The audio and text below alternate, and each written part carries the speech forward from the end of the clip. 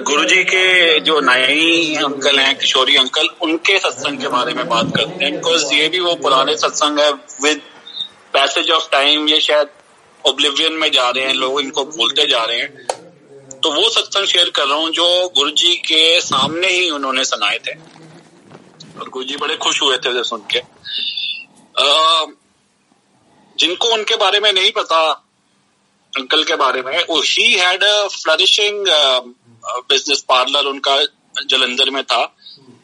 तो one day Guruji just walked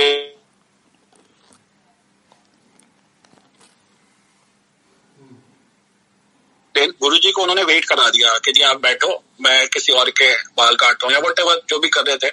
तो गुरुजी को 2 या 3 कस्टमर बाद उन्होंने अटेंड किया। तो गुरुजी ने अपना हेड शेव कराना था, मतलब बेसिकली बाल जो थोड़े थोड़े आ जाते हैं ना हर दूसरे की से, वो शेव कराना था। तो किशोरी अंकल ने नया ब्लेड लगाया और अपनी तरफ से उन्होंने वो काटने की कोशिश की तो ब्लेड टूट गया। ऐसे 2-3 बार ब्लेड टूट गया। गुरुजी ने अपने आप को इतना हार्ड बना दिया सर को, जैसे संगमरमर हो। तो वो तो वहीं पे उनके चरणों पे लेट गए कि जी आप ये क्या कर रहे हो और आप कौन हो, मतलब मैं क्यों नहीं काट पा रहा ये सब। तो गुरुजी ने उन्हें कहा कि चल मैं तेरे तो खुश हूं, तू मेरा शाही हजाम हो जा, रॉयल बार्बर जिसे कहते हैं कि शाही हजाम आज तो बन जा। Then he started living with him so to say, और तब से वही उनके शाही हजाम रहे। वो बताते हैं कि just about this was sometime in 92, definitely before 95, जब वो जलंधर में थे गुरुजी। बताते हैं 8-10 साल में एक दिन गुरुजी ने उन्हें कहा, किशोरी अंकल के जा आज तेरे ते मेरे मिलन दा ना गोल्डन जुबली मना के आ। तो उन्होंने कहा कि गुरुजी मैं ज्यादा पढ़िया लिखिया तो नहीं हाँ, पर मैनू इन्ना पता है गोल्डन जुबली ते 50 साल बाद आती है, मैं ते अजे 58 साल दा हैगा ते तुहानू ते अजे मिले मैनू 8-10 साल ही होए होने ने। ते गुरुजी कहंदे ने ना ना असी 50 साल पहले तो मैनू वेखिया सीगा सब तो पहला।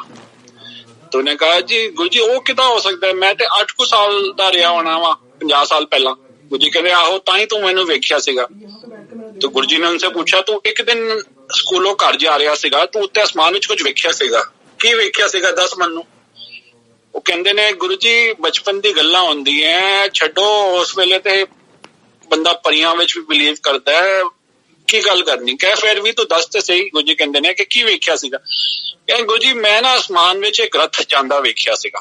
गुरुजी कहंदे अच्छा ते ओदे विच की वेखिया सीगा। कहंदे गुरुजी ओदे विच ना 5 जने मैं वेखे सीगे, 4 नू ते मैं आइडेंटिफाई कर लेता सीगा, 4 नू मैनू समझ आ गए सीगे 4 केड़े ने, 5वां नहीं मैनू पता चलिया। कहंदे केड़े केड़े पता चले सीगे तैनू। कह मैनू लग्या ब्रह्मा विष्णु महेश सीगे ते बाबा नानक सीगा नाल, ते एक उन्हां दा सारथी सीगा, उन्होंने नहीं पहचान पाया। ते गुरुजी कहंदे कंजरा ओ मैं ही सीगा उन्हां दा प्यो, ते 50 साल पहला तू मैनू वेखिया सीगा आसमान विच। So when he used to say this, Guruji used to really laugh a lot. Anyways, एक बारी वो दसते ने किशोरी अंकल के there was this time when उनको अपने घर जाना था, गांव जाना था, his son was sick and somehow गुरुजी उनको छुट्टी नहीं दे रहे थे, आज्ञा नहीं दे रहे थे जाने की। तो वो अपना बस्ता बुस्ता बंद करके बैठे हुए थे। गुरुजी का ना नहीं अजय नहीं जाना। तो एक दिन वो उनसे पास गए, गुरुजी का गुरुजी मैं जाना बहुत जरूरी है, पैसे भी मैं दे के आने ने, उन्होंने इलाज उलूज कराना होना बच्चे का। तो गुरुजी कहते ने कोई नहीं तो समाधि पे बह जाए थे। तो कहते वहां समाधि तो लीन हुए बैठे। तो जब उनकी आंख खुली तो गुरुजी कहते हुण जान की कोई लोड़ नहीं है। ते उन्होंने फोन करके पता किया कि भाई क्या हुआ, बेटे का हाल पूछ लूं। तो उनकी वाइफ कहती है कि आप हाल क्यों पूछ रहे हो, आप अभी देख तो गए और पैसे भी दे गए। तो गुरुजी ने जब उनको समाधि में रखा अपने साथ, तो वो दोनों जस्ट टू से कि भाई टाइम का भी बैरियर पास करके वो वहां पे गांव में भी हुआ है अपने साक्षात और वापस भी आ गए। तो ये गुरु की महिमा उस टाइम की जो हम सुनते थे, तो ये मैं आपको बताना चाह रहा था कि ये बताया था कि भाई उस टाइम की बातें थी। अब एक हंसी ठट्ठे वाला ही अपना सत्संग सुनाता हूँ जी। 95 और प्रॉब्ली 96 दिल्ली में बारिश बहुत हुई थी। नए नए गुरुजी के जाना शुरू किया था, 3-4-5 महीने हो गए होंगे।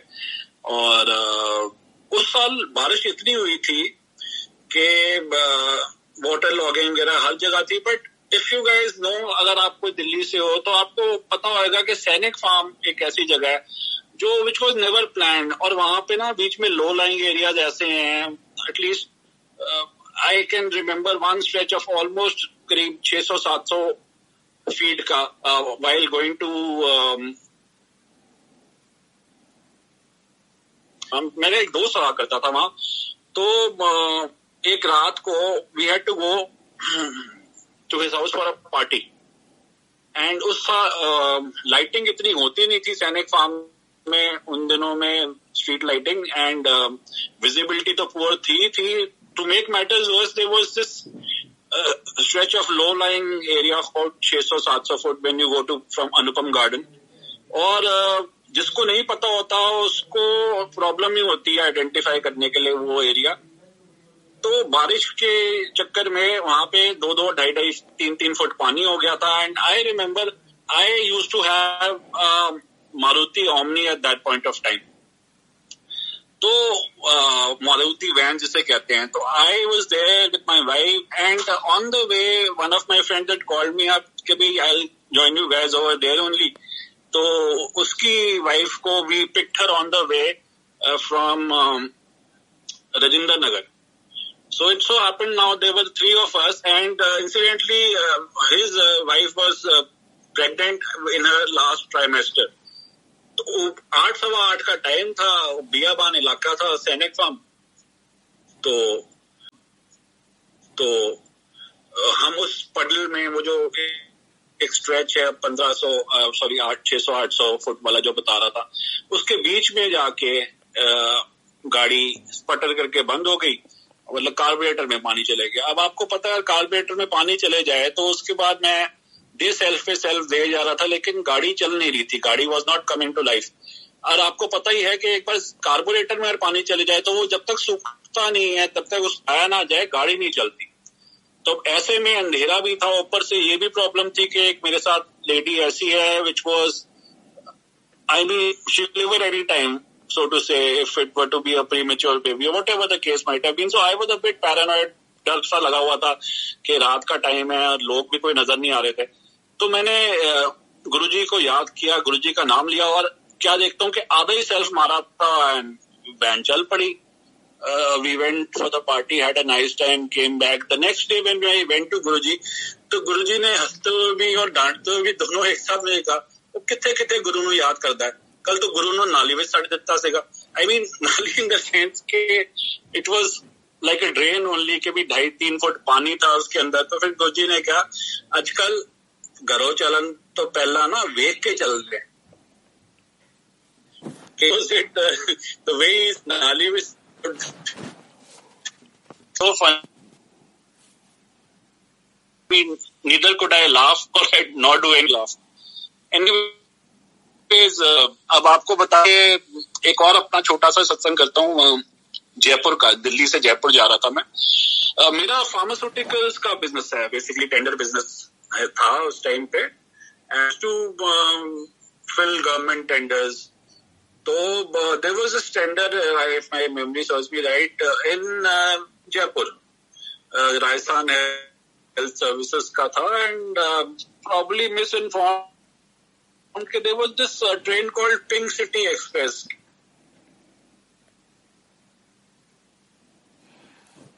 कि वो 6 पहुंच जाती है जयपुर 9:30-10 बजे। सो मेरा टेंडर का टाइम था 11 बजे। I thought I will make it safely. And उससे 2 दिन पहले मेरे ना आवाज नहीं निकल पा रही थी, आई मीन लैरिंजाइटिस हुआ था। तो जिसको मैंने बताया कि भाई फितरत ऐसी होती थी कि भाई जो करवाना है गुरुजी को, बाकियों के लिए बाद में करना, मेरे लिए पहले कर दो वाली बात है। तो वो एज आई टोल्ड यू पीछे कि वो चम्मच लगा के गुरुजी लोगों को ठीक करते थे, लोगों को क्योर करते थे। तो मैं शाम को गया, मैंने गुरुजी आवाज नहीं निकल पा रही, चम्मच ला दो क्या? गुरुजी कहते तो उनसे ठीक हो जाए। मैं कहा ना गुरुजी चम्मच ला दो। सो एनी हाउ वो चम्मच लगाया एंड नीडलेस टू से उनका बोलना ही काफी था कि तू ठीक है कोई नहीं.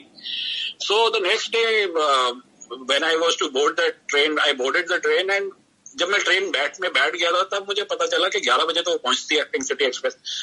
एंड आई थॉट मना और 11 बजे वो पहुंचेगी तो अर्लीस्ट मेरे को, बिकॉज रेलवे स्टेशन के पास ही था वो DHS का office, but still it would take me at least not less than 15 minutes at least.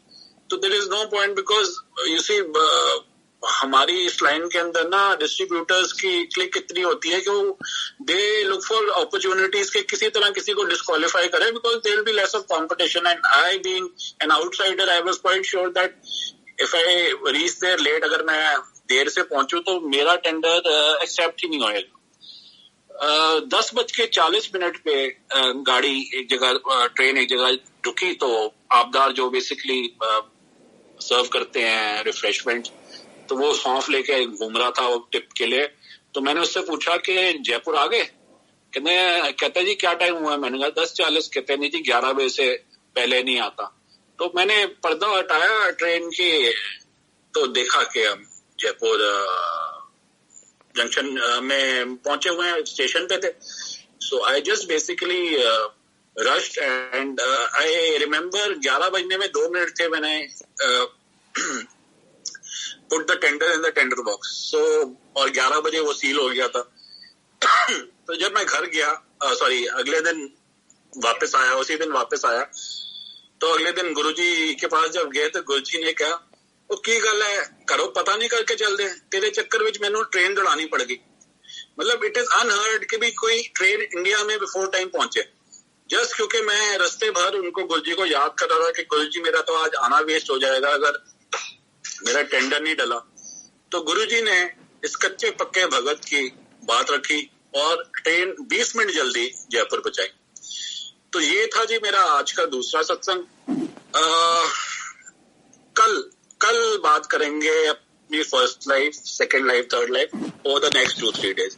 जय गुरु जी.